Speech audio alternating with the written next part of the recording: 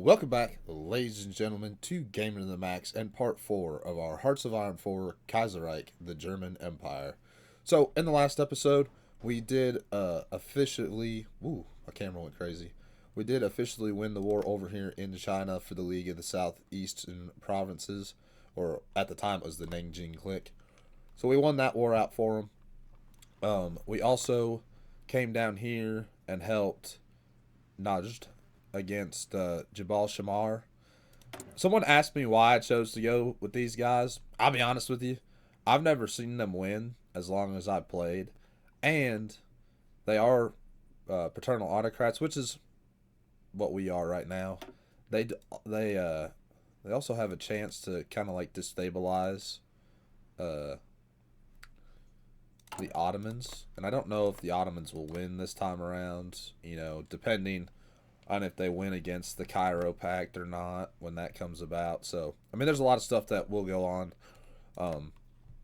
Also, the Spanish Civil War and the Baltic War, or Balkan Wars, my apologies, the Balkan Wars are beginning. So we're sending 4 units down to Bulgaria, and we already have our 4 units over here in favor of the Kingdom of Spain. And yeah, I think that's about it. I'm still sick, guys. That's why I didn't upload a video yesterday. I have a pretty nasty cough, so if I do cough during the video, I apologize. My voice sounds a little funky. You know, I'm trying to get better more and more. So, other than that, I'd say let's get started. First off, I did read a little bit outside, like in Reddit and stuff. Excuse me. About the Black Monday card game. And they actually said it doesn't matter if you go over 150% GDP. I didn't see anything that said that it does matter. I don't know. It might. But for right now, I'm going to do the Reform card, which deals 20% more stability, which we're fine on our stability. It adds price monitoring, which gives us political power gain and stability. And then we can do the Chancellor and the Radio, and that gives us 50% in investment and stability. So that puts us above what we need to have, and we can get down to -5 economic health in 18 days. Our focus right now is to establish federal income tax. East Turkestan's capitulated. Is established federal income tax. That's going to be done in 9 days, and that's also a reform card in and of itself. So our unit should be arriving here, I think, in a few days, in a week, so in 7 days. Well, a little bit more than a week, but it'll be all right. Ukraine is... Oops. Let me pause real quick. Ukraine is in the middle of a civil war right now. That's what you see all these red lines about.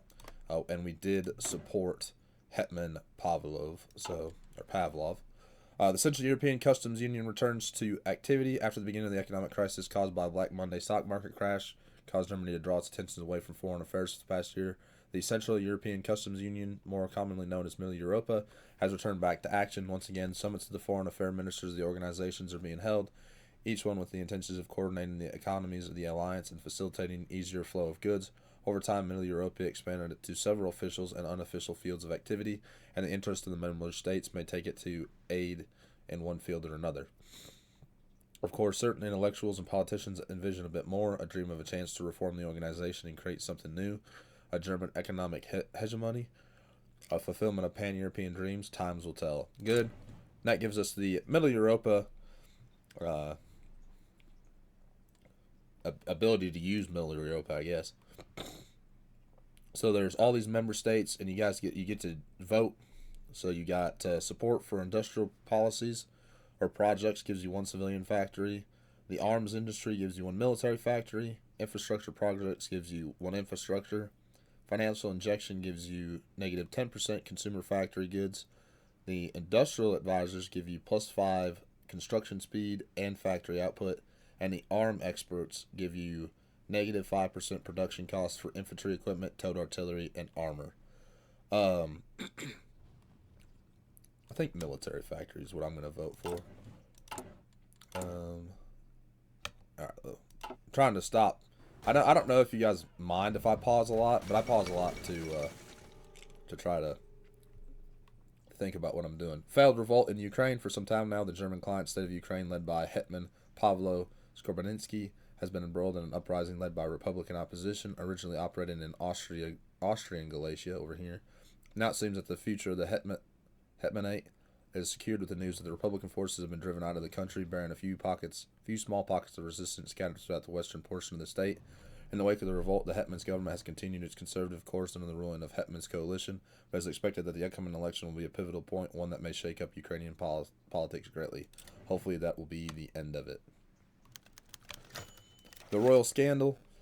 Another day, another sensational rumor about the royal family's dark secret is making rounds. This time, Crown Prince Wilhelm and one of his many alleged love affairs stands in the center of attention again. Censorships on the articles that openly defame the Hohenzollerns and threaten the reputation is very resolute, and the mainstream newspapers try to refrain from publishing such controversial articles in the first place out of respect. With the quick emergence of less professional tabloid press in recent years, however, some unpleasant information always managed to slip through to the public.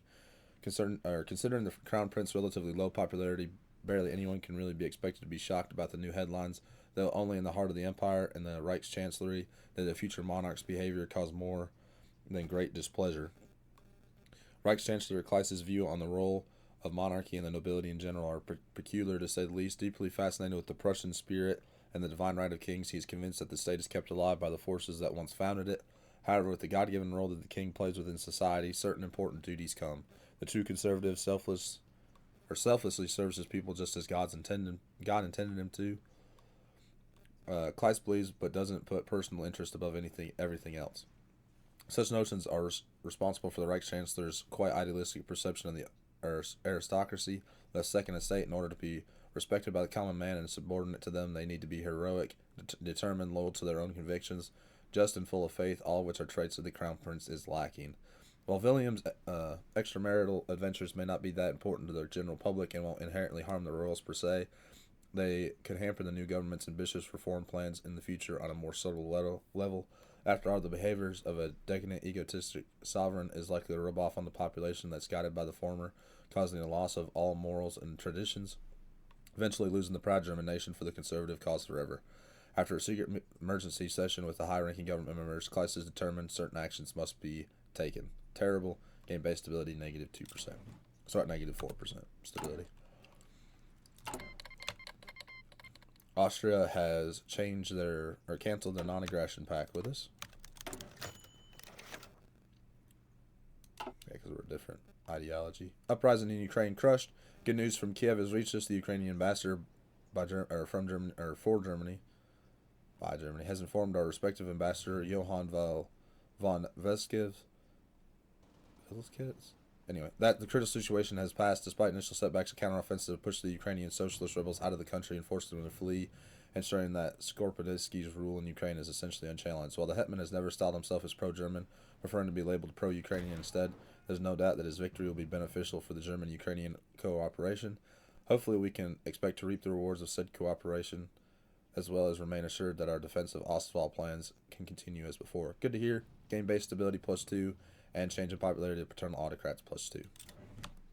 3 days for our units to arrive in Bulgaria.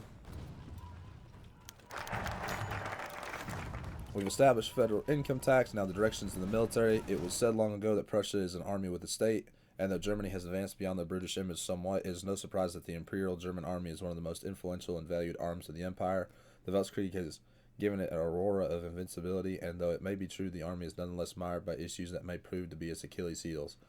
A vicious inter-service rivalry lacking central coordination and a clarified aristocratic, officers' corps are just some of the many problems that worry the OHL and the Prussian Minister of War. Factions or cliques have formed within the army, each with different visions. The Reformisten are the followers of the idea of the late Hans von Secht and are represented by the current Chief of Staff, Kurt von Hammerstein Accord. They envisioned a centralized, modernized, professional army open to all central strata and employing combined arms of mechanized warfare. On the other side of the fence are the Altgardisten, the old establishment who perform mere streamlining of the existing army structure. Finally, off to the side, Die Front, championed by generals such as Joachim von Struppelnagel, wish for a nationalistic, idealized military fit for the total war that will require the mobilization of the nation from top to bottom. The entrenchments of the army and politics means that each of the three factions have powerful allies in the Reichstag and a preferred government of choice. Now that dust has settled somewhat, the winners of the political battle in 1936 are free to support their allies in the army and shape the military according to their vision. We are ready. Our chosen political path will determine the direction of the military reforms. The Schleichler dictatorship will support Die Front, which we got rid of him. The red-white the black, white, and red coalition will support the Altgardisten, and the Democratic Union will support the Reformisten. Through decisions will have to strengthen the grip of your faction by choice, by swaying or promoting commanders friendly to your cause. The stronger the grip, the more national focus you will become available. So we have the Altgardisten, the old view of the military, just modernized. All right, with that, we have 9 days. I think I'm gonna wait.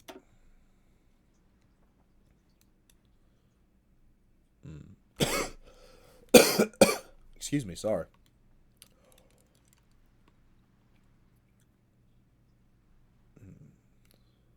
It's factory output, civilian factories. 42, that's 28. This is only 21. I really kind of want to go down here for the Kingdom of Spain. That's 21, so we'll do that. If they accept, world tensions decrease by 5.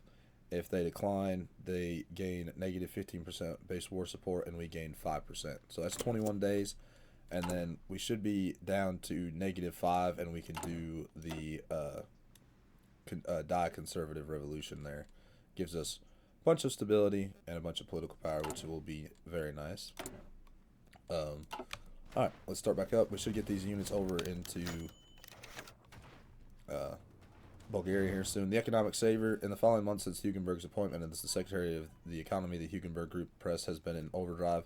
One after another, dozens of articles are being published, leading the politicians' financial and economic acumen. Hugenburg is being presented as the economic saver, the only man who can restore Germany's economic golden age, and whose talents the government must make use of. It must not waste this opportunity. Similar rhetoric flies from the entrepreneurs' allies in the Reichstag, which has received a handful of new members thanks to his propaganda drive. To the leadership of the DVLP and Hassel in particular, the initiative presents a threat more than a boon. The Hugenburg press focuses directly on their chairman's persona, only lightly touching on his position in the DVLP. It is hard to ignore the fact that he is building up his personal reputation. Some even float suspicions that the economic secretariat is merely his first stepping stone to controlling the government's action with his influence. After all, the economic secretariat is a fairly powerful cabinet anyway. I don't trust the papers anyway. Changing popularity of national populism plus 2%. Make sure we're holding over here. Take you all, run you up to the border, and switch y'all's motorization. We should have enough trucks. Yes. Dispersed industry 2. Again, I'm sorry about the cough, y'all. I'm trying my hardest not to cough at the microphone. So, Austria has sent troops to Bulgaria as well, and they have also sent troops to the Kingdom of Spain, and Middle Africa also has as well. Let's see. I think I have sent planes here. Yeah, some fighters do interception. See, in Romania they have some active fighters. In Greece they have some bombers. I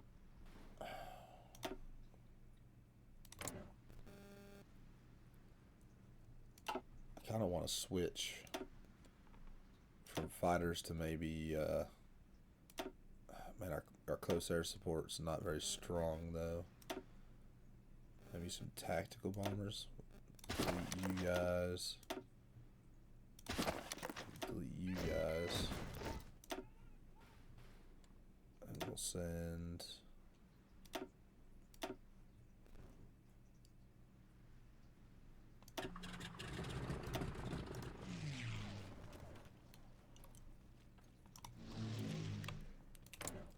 put them in the air for right now, but then we'll move the first fighter group out in favor of the bombers. So you attack there. well will take a little bit longer to arrive. So we've got Erich von Manstein over here, and we've got Gunther von Kluge over here in Spain.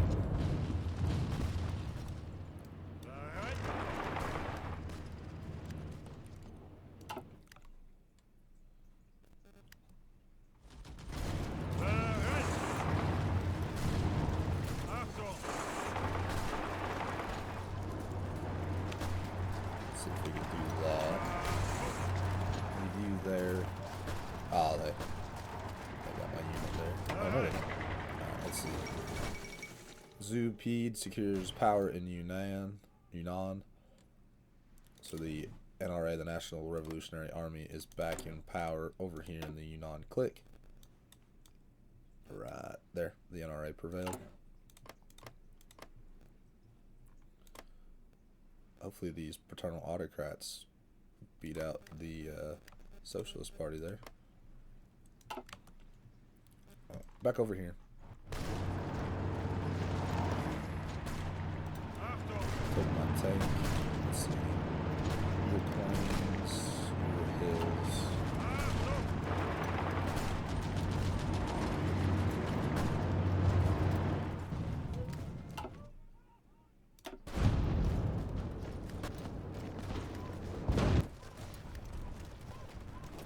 Spain to hold on for dear life.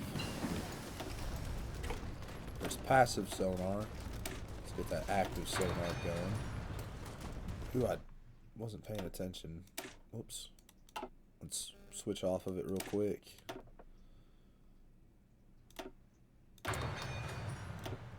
Switch back to it.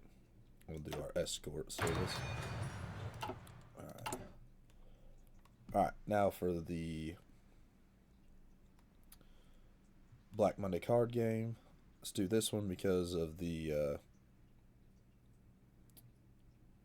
crisis right now. It helps us out. Change the crisis, which doesn't help us.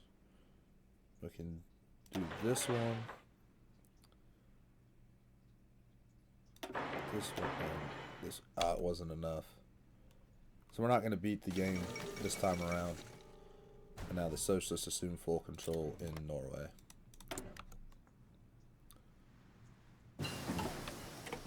Better depth charge throwers. Let's see, can we do anything here? No. Anything in here? No. MPs might be useful.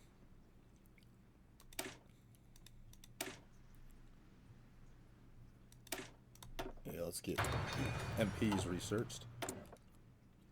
Better sub detection and depth charges, or better fleet escorts. Let's do that, and then we'll do the depth charges. Alright.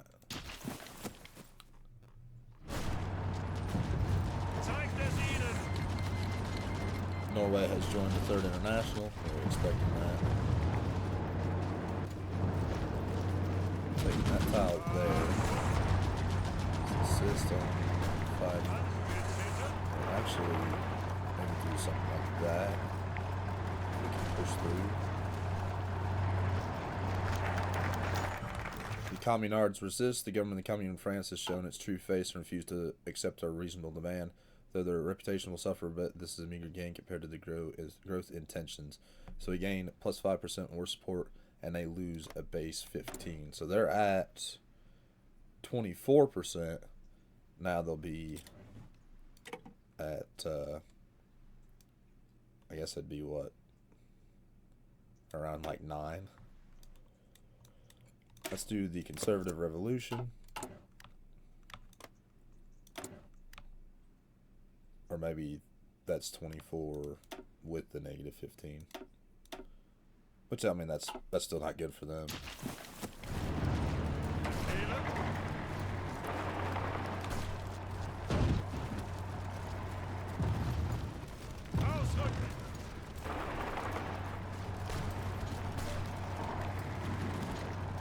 I use my tanks up over here. Yeah, these are hills themselves.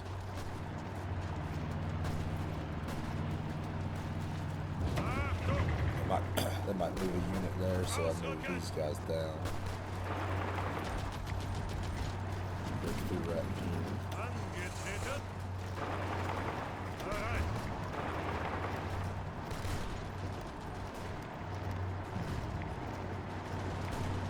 Ah, the Russians moved there. There.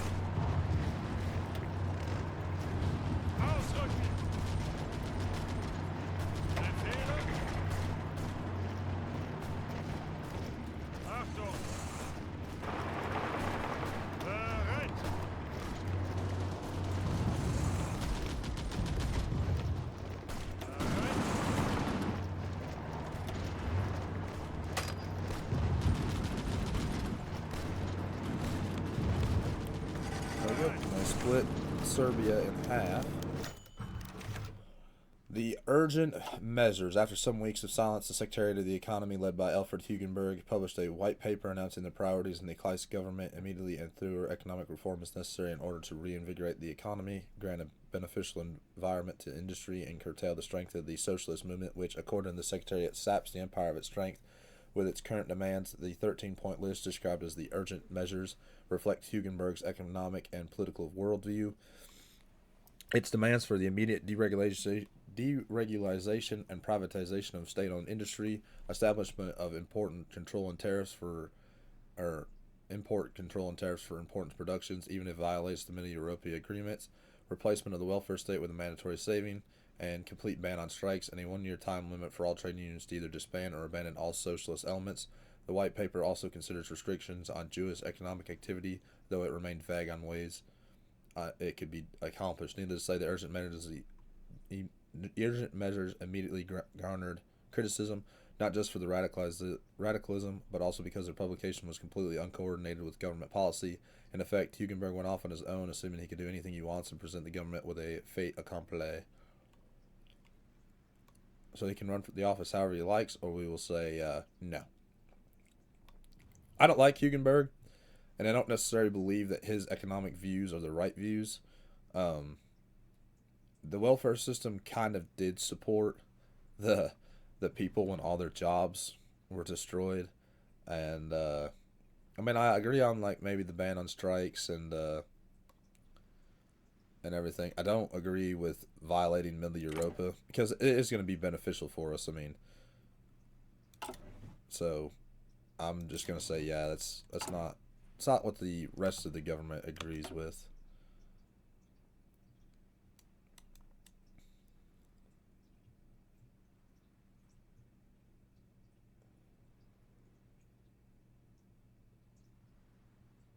Trying to look through here.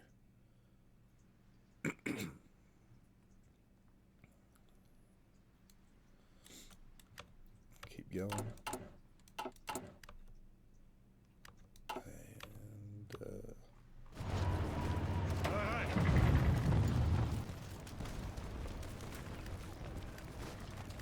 And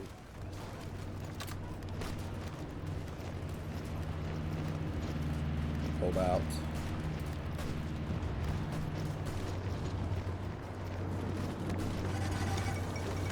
There's a conscription crisis in Quebec.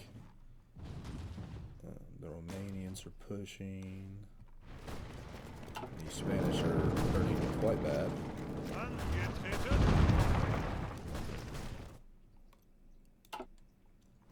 We just need to turtle down and then fight out. Hopefully the Carlists and the CNT will just continue to beat each other with hammers. Let's see. Break there. Aim for...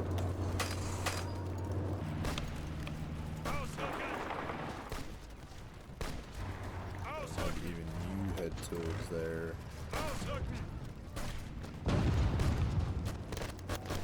Change of course on the countryside. The new government has not been in power for long and already has to face its first major challenge: the creeping agrarian crisis on the countryside.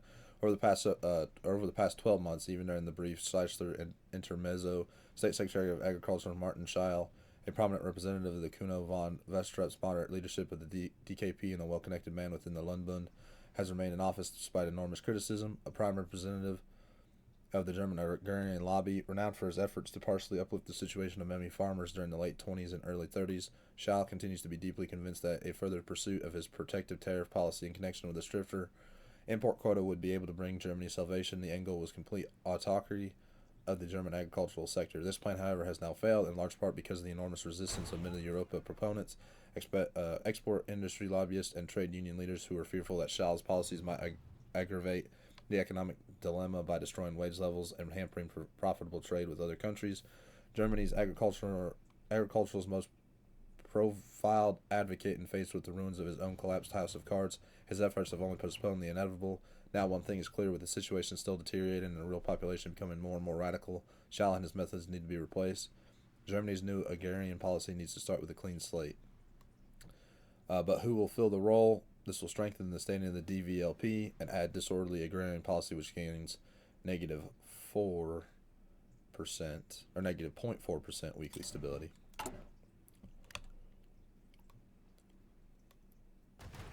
Try to do our... Serbia has capitulated. Ha! It was my infantry unit there. Max Bauer, a new article submitted to the military Wochenblatt, the magazine of the Heer, which was served as the primary publication of the military since 1816, has made rounds among the readership. It was penned by Max Bauer, Baer, an infamous officer in the general staff during the Weltkrieg, who later rose to the rank of general. Before his retirement, more famously, he was a protege of Erich Ludendorff and considered his right-hand man. Much of the so-called Ludendorff dictatorship during the Weltkrieg was his initiative, and the near total mobilization of the nation during the last years of the Weltkrieg was envisioned by him. As a result, he's become a sort of symbol and a respected spiritual predecessor to the officer and generals who desire for the Heer to transition towards total war. Baer's article, drawing from the Weltkrieg, or from his Weltkrieg experience, reflects this. He is highly critical of the government's lack of interest in military matters and predicts that the next great war in Europe will be even more total than the last. Such a war can only be won by complete dedication of the state's entire resources based to war, without hesitation or qualms. There's little illusion that implies a totalitarian military dictatorship. Let him fearmonger and bluster. We will never lose a war. Gain base war support plus 1%. So, alright, 30. We did lose our puppet up here, and Belgium has come back under King Albert I, who's a paternal autocrat, but he does hate us. And we hate them.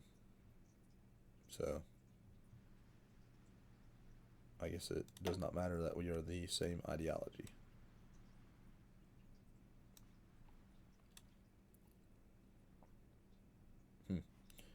Alright. Anyway, we have capitulated Serbia. Move down to try to capitulate Greece now. And our troops in Spain are trying to hold as best as they can. It is a challenge, though. There's the conservative revolution. We can reinforce the Alsatian fortifications and then do that. Nah, I don't think we will. That's more stability. Right now, who is the 700 out of 100? So 0 balance equals total dominance. The DKP, where 100 balance equals total. So the DKP is a little low.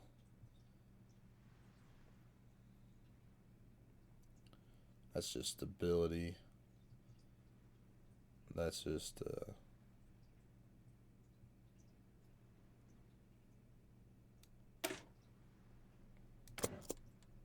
let's do that one. Gives us a little bit of stability.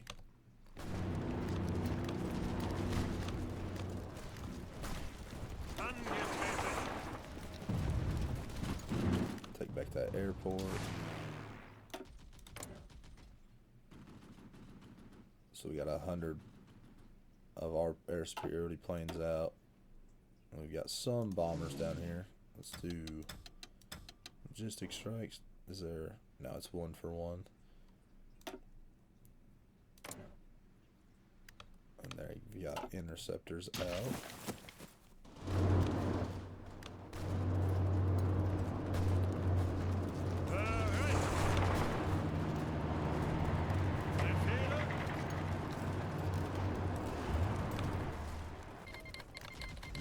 Chongqing government declared war on the Yunnan clique.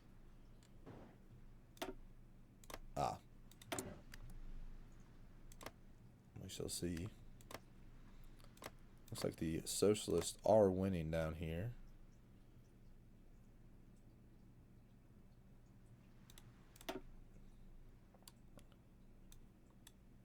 Are you worth going over and saving? The answer is no. And you guys did that one.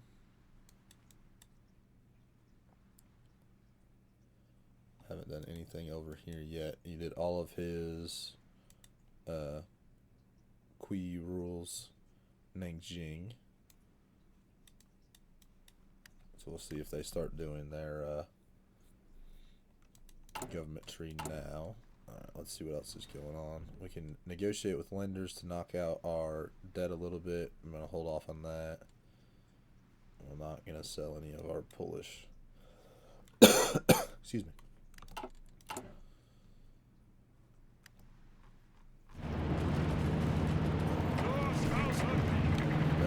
Just wait.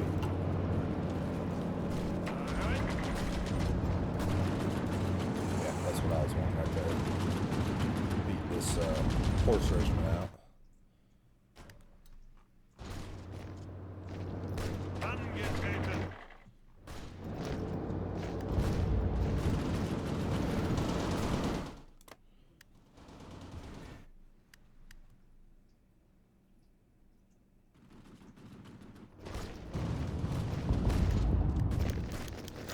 The Secretary's response, Hugenburg's response to our attempts to disassociate with the urgent measures paper was unexpected. He declared the urgent measures represented the economic program of the Fatherland Party and must be taken into account by the Black, White, and Red coalition. As the foremost economic expert in the DVLP, he has intended high inflation in drafting the economic tenets of the program. He was indeed highly influential in drafting the economic tenets of the program, although it does not go as far as Hugenburg's promised reforms. Senior members of the DKP and the Kleist cabinet are growing increasingly frustrated with Hugenburg. He's impossible to talk down and is utterly convinced that not only the government should listen to his proposals, but his proposals will save Germany in one stroke. And once they do, the Reichschancellor and the rest of the coalition will have no option to back down. He's not the only one in the DVLP who believes this, however, and moving against him might push them to raise hell. So we should say it's time to end this raid, offer to remove him, or Hassel should be able to leash his dog. I kind of want to get rid of him, to be 100% honest. I'm not been very happy with Hugenburg.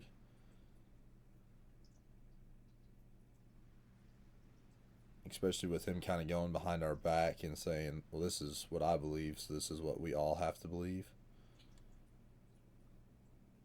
But maybe Hassel should take care of it.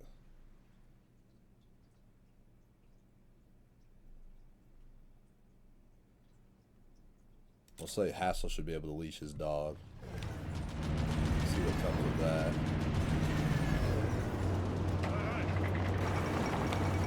There's the standoff in America. A tense standoff has erupted in the United States as the elected President Reed fled the city of Chicago after being forcibly removed by General Douglas MacArthur.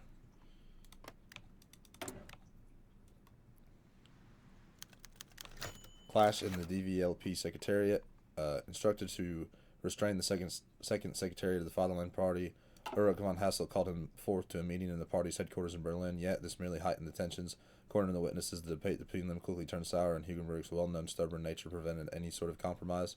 Hugenberg remains certain that his course for economic secretariat will shut down every naysayer as soon as inevitable enormous dividends arrive, and threatened Hassel of a leadership challenge several times during the conversation. The tones of Hugenberg's press has begun to shift dramatically, denouncing the government as cowards and traitors to the socialist revolution, or the conservative revolutions who have made a pact with liberals, socialists, and Jews to suppress two German patriots. A party split is imminent. Lose 25 political power and change in popularity. National populism, -2%.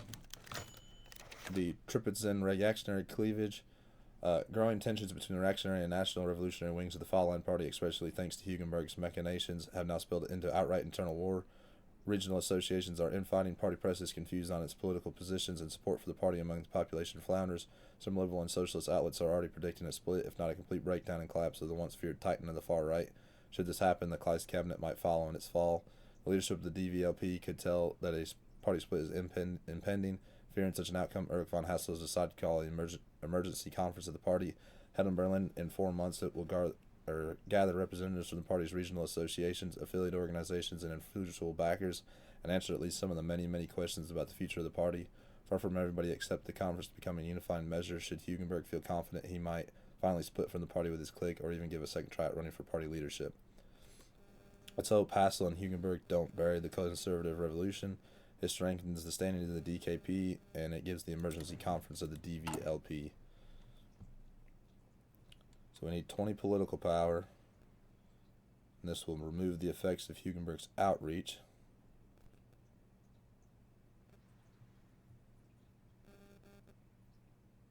Or we can do reduce the party rift, or weaken his vulnerability of the people. So is there anywhere that gives me political power?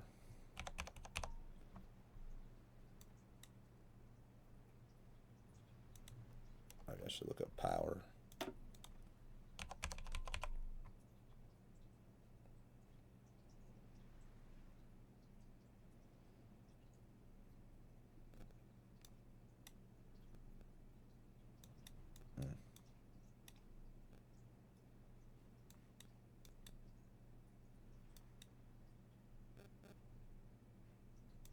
I guess not.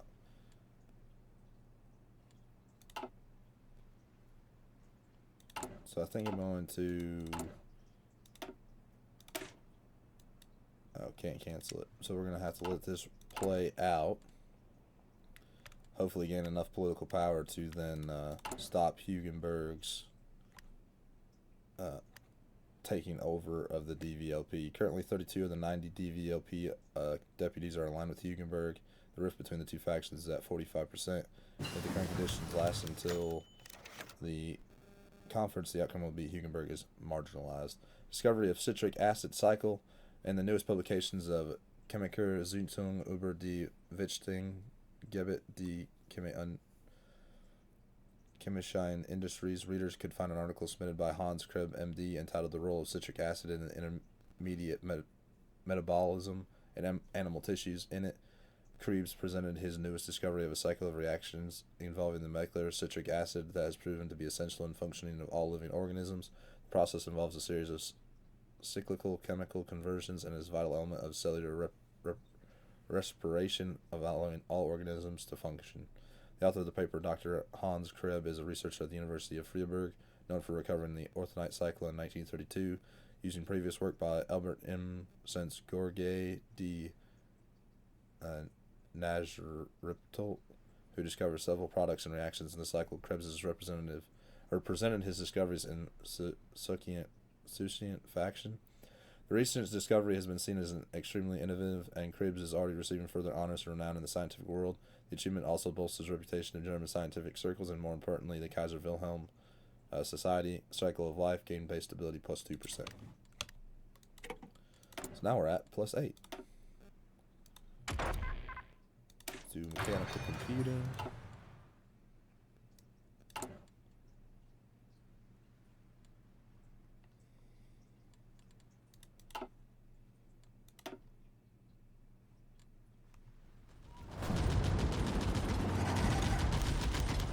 Weapons manufacturer in Middle Africa.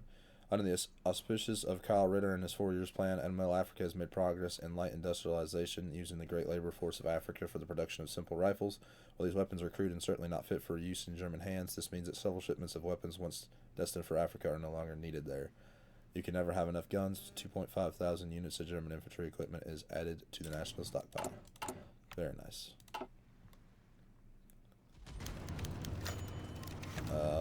Barosnash.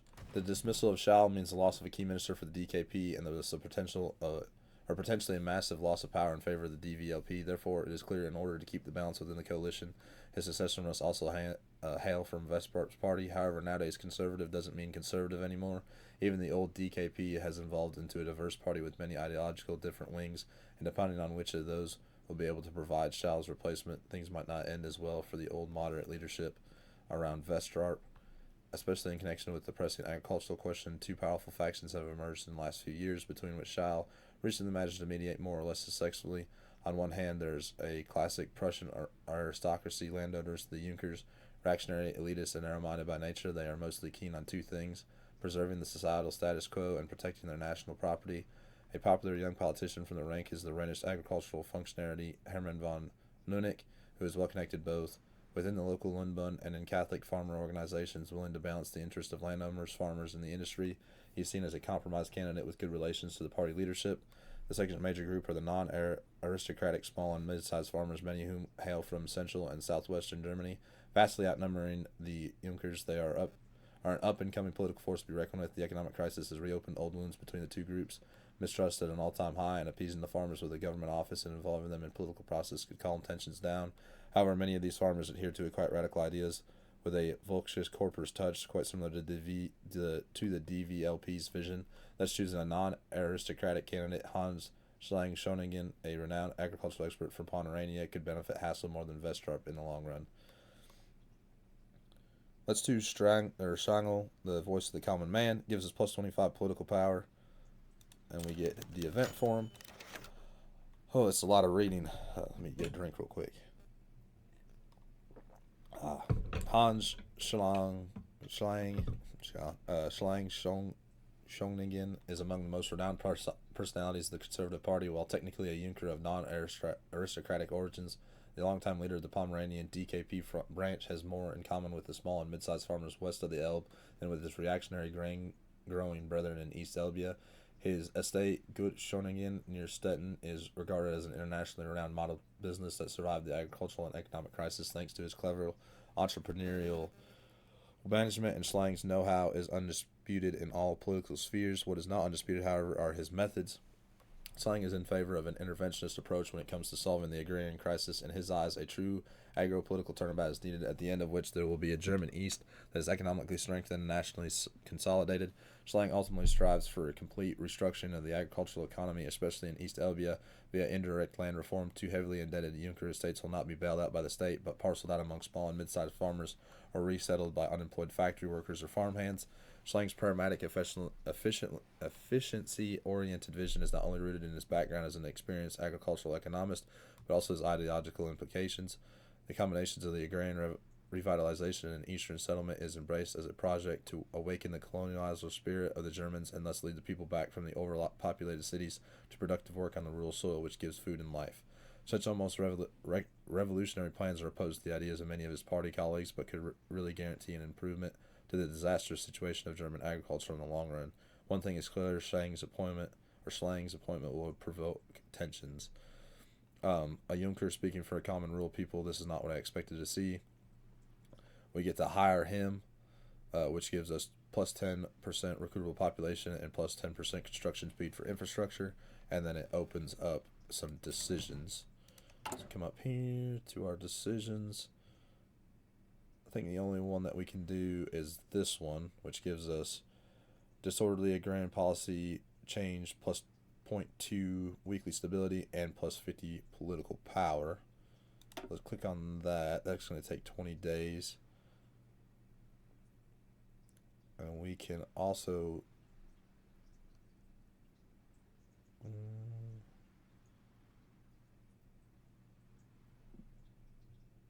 remove the effects of his outreach mission.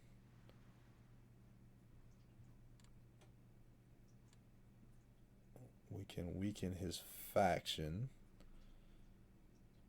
If we stop this, his faction won't grow any stronger, but it will grow stronger with 2 more.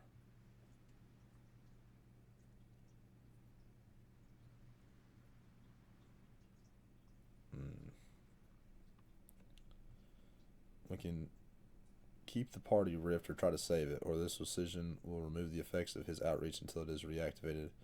This will widen the party rift.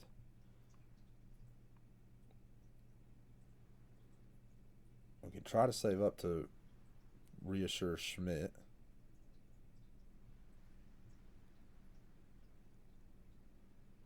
Or we can...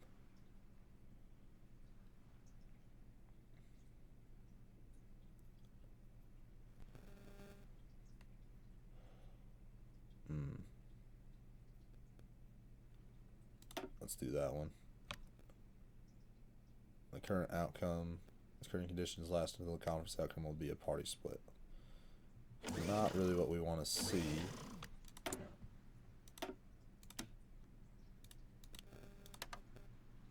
We'll get it from... Let's do German East Asia. Some tungsten. Might have just wasted that political power doing that, but we should get 50 here in a few days. A wild ace appears. Few take as many risks as a brave pilot to the German Air Force. Heinz Wagner, a skilled pilot known under the call sign VUM, has distinguished himself not only returning live but piloting his immense skill. Wonder if that's over here. No. Nope. It's our fighter group there.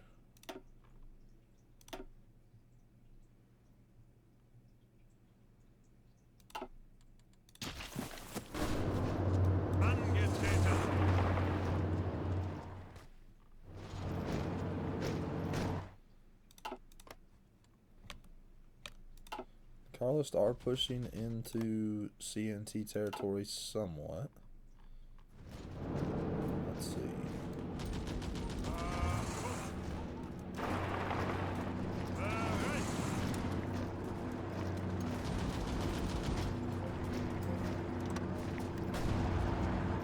Move our cars down here, our motorized down.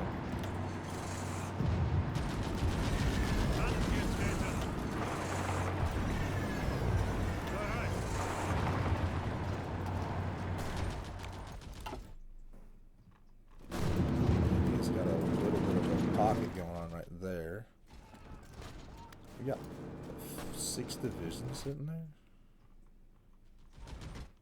Alright.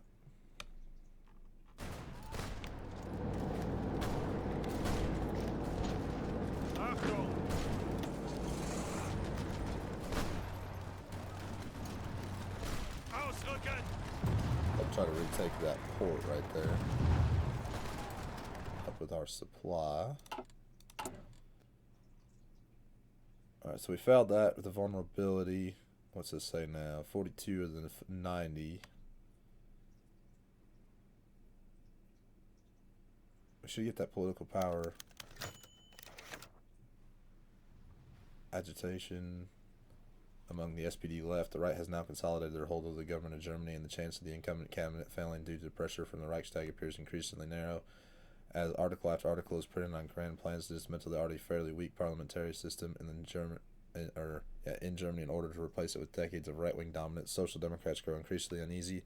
The concern is especially held among the young generation, the SPD, who, unlike their predecessors, have a far different image of politics, while the party elders entered leadership during the anti-socialist laws of the 19th century and thus swore to always seek the most legal paths to power to avoid a second period of repression. Oh my god.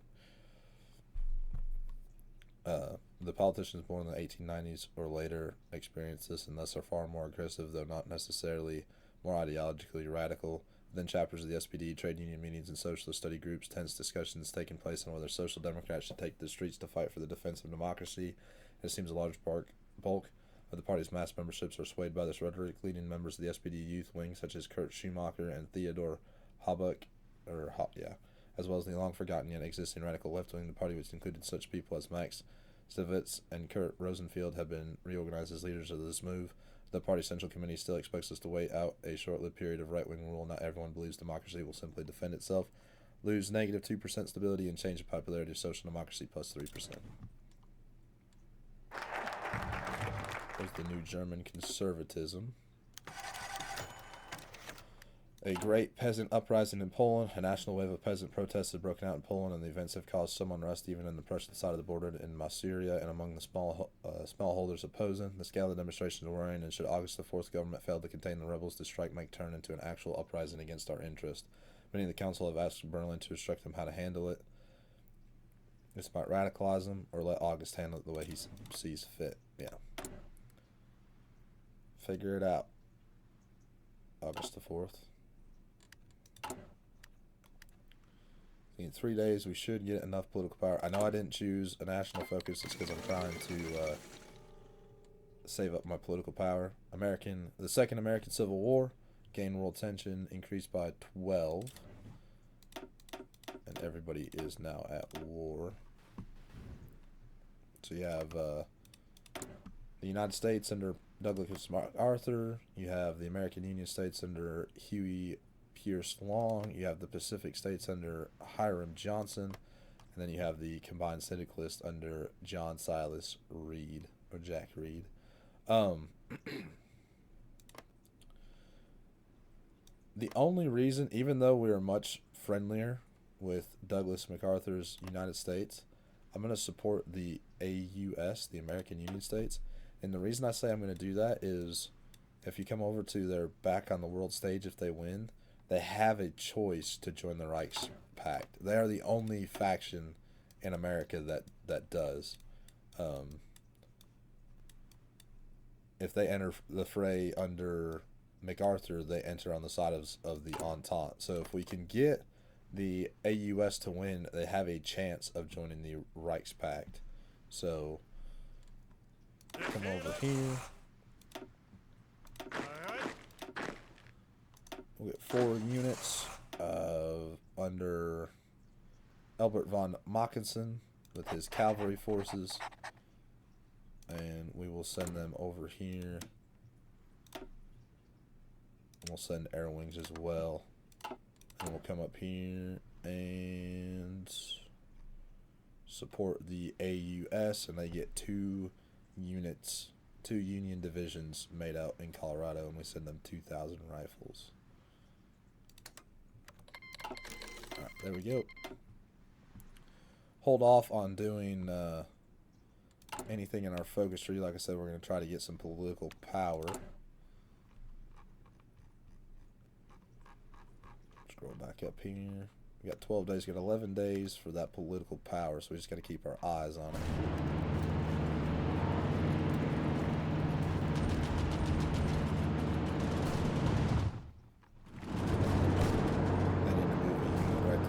So Sophia does not fall.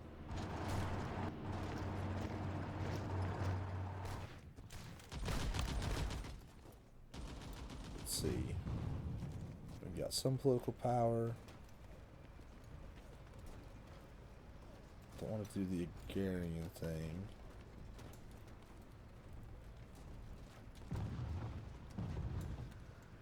National Socialist Principles. So we do that.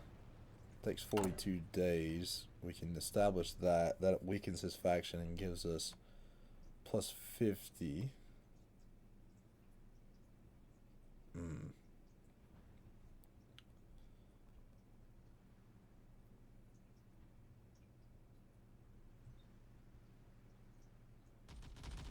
Don't want Hans to join them, but I don't even have a ability to. You have to have at least 2 agrarian policies decisions. We can cancel. We can reduce the party rift.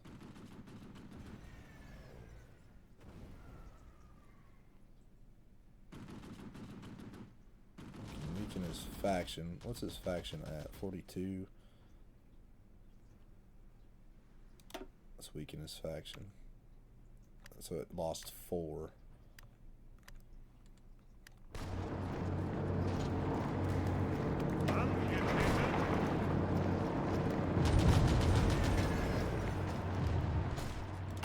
I gotta keep focusing on this.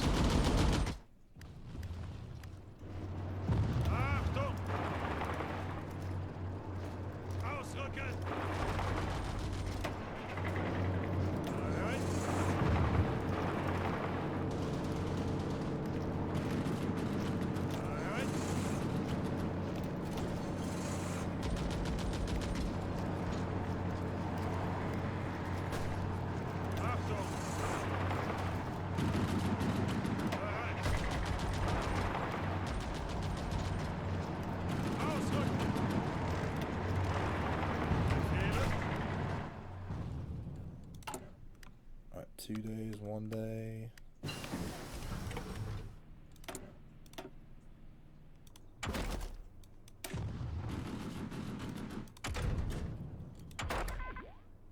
Let's do production efficiency cap.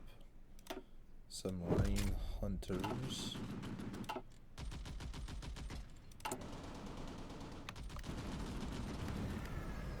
Alright, we got that, so we can't save those guys. We can move that and do that.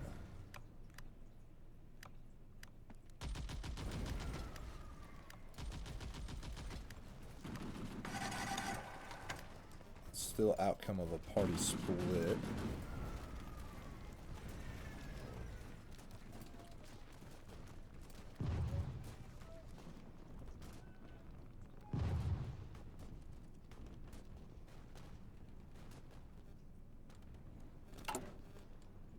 We can use this to do the stability one. Let's do the national social principle. Yeah. It'll take 42 days.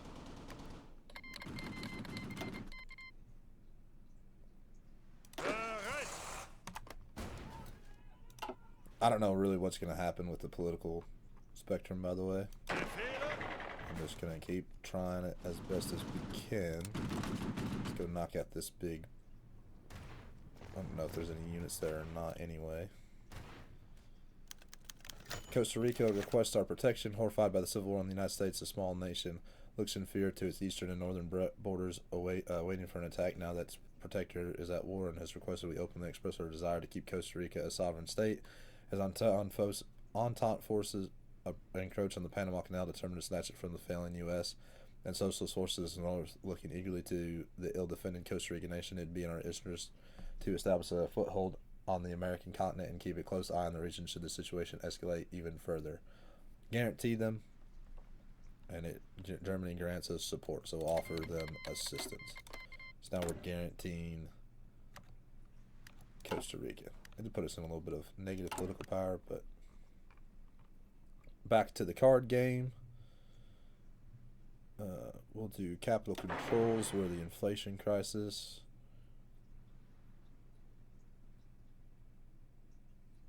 We can do change the crisis, add 2 cards.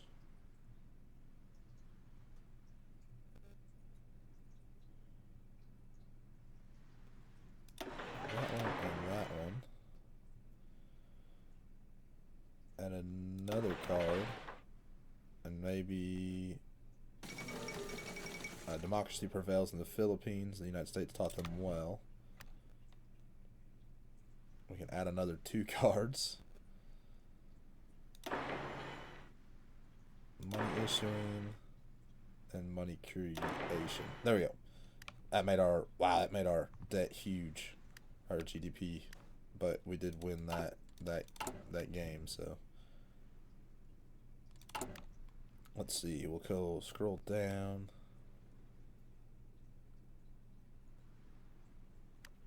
47 of the 90 DVLP are with him. Kingdom of Hawaii joined the co-prosperity sphere. There you go. The Lingzhong clique was annexed. So the socialists did win. Let's hope that the League of the South East provinces beats them up. See, what are you all focusing on? You guys did the Tsingtao collaboration.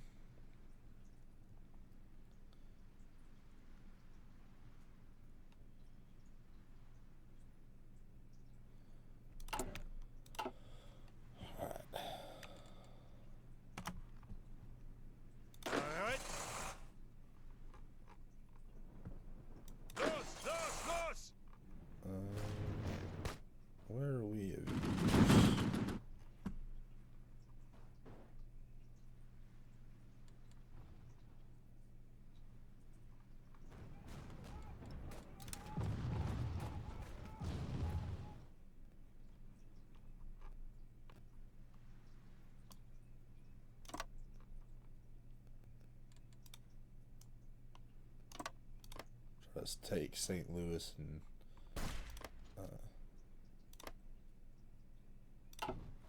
parts of Missouri.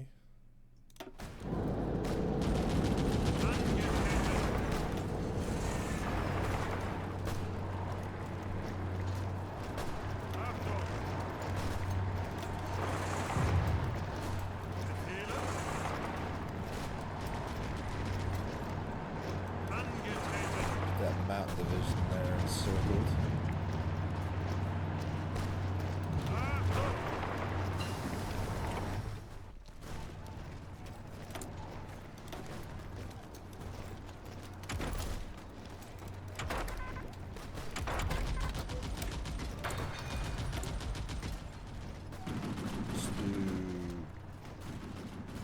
Resources needed for production equipment, negative 15%.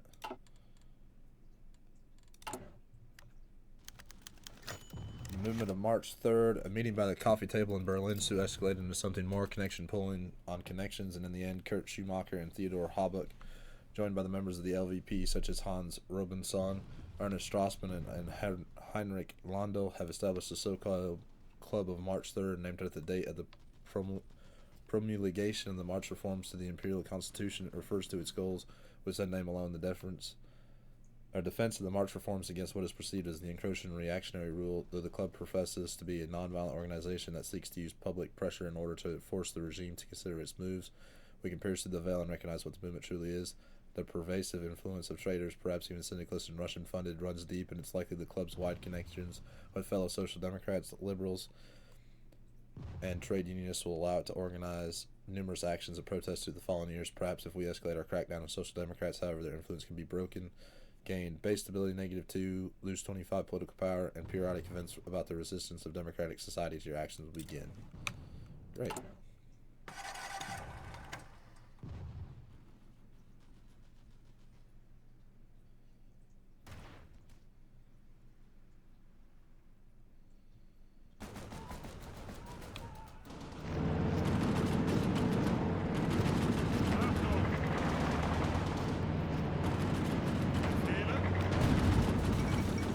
10th International Congress. Interesting. Angetreten. I do not think the Kingdom of Spain will win this.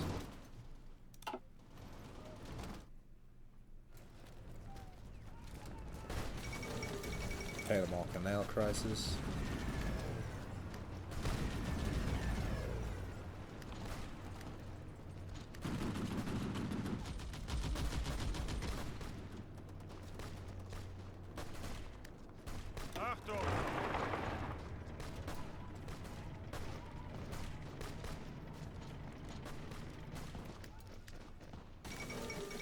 Radical or syndicalist revolutionaries in Switzerland. It's right on our border.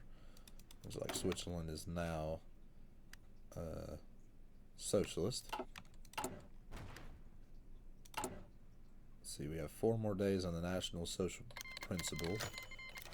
Hungary leaves Mitteleuropa, and Austria declares war. Or Austria declares war.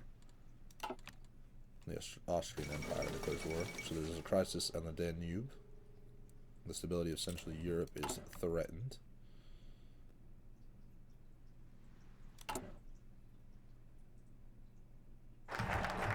Done with that policy.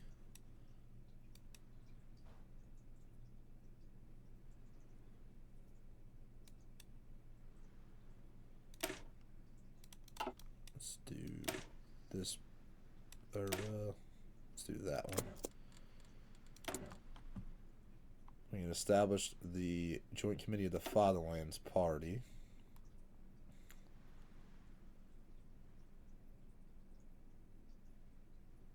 We can amend the Rift.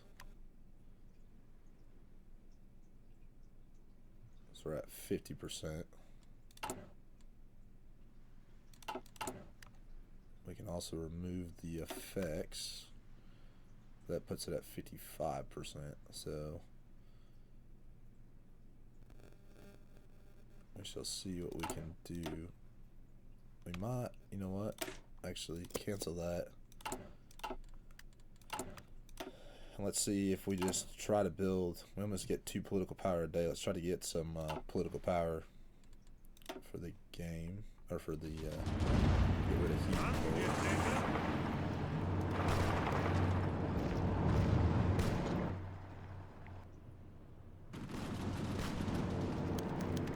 Crisis over Coto. Ever since the independence of Panama from Colombia, they have claimed over Coto, a region of Panama's Chiriqui province along the Panamanian Costa Rican border. In 1911, the Chief Justice of the United States Supreme Court, Edward D. White, was asked to arbitrate. He endured his decisions in 1914, but Panama did not accept, alleging that it favored Costa Rica. Hostilities broke out in 1921 when Costa Rica invaded the area. Panama recaptured the area easily. The conflict spread, however, when Costa Rica moved into the province of Bocos de Toro, fearing that its interests might be threatened. The United States forced Panama to accept the White decisions. Well aware that the Americans are in no position to save Costa Rica once more, the Panama government has sent another ultimatum to San Jose, demanding the extradition of the Coto region.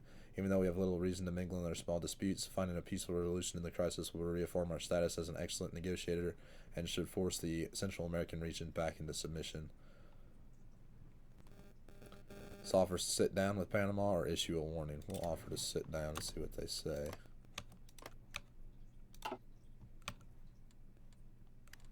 Get this political power game going.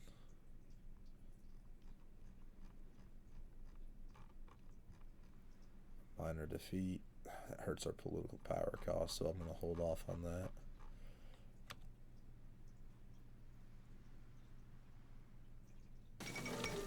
In 1937 Dutch elections has traditionally been more politically stable. The Dutch do love their elections. Social Democrat. Ugh. Not very good for us. We're about to force our way into Greece and win. But man, Spain's about gone, I think. I don't think current wars. Yeah, that's 61% towards capitulation. So, all right. Well, with that, I'm gonna end episode 4. I hope you guys have enjoyed, and I will see you all in the next episode. Bye.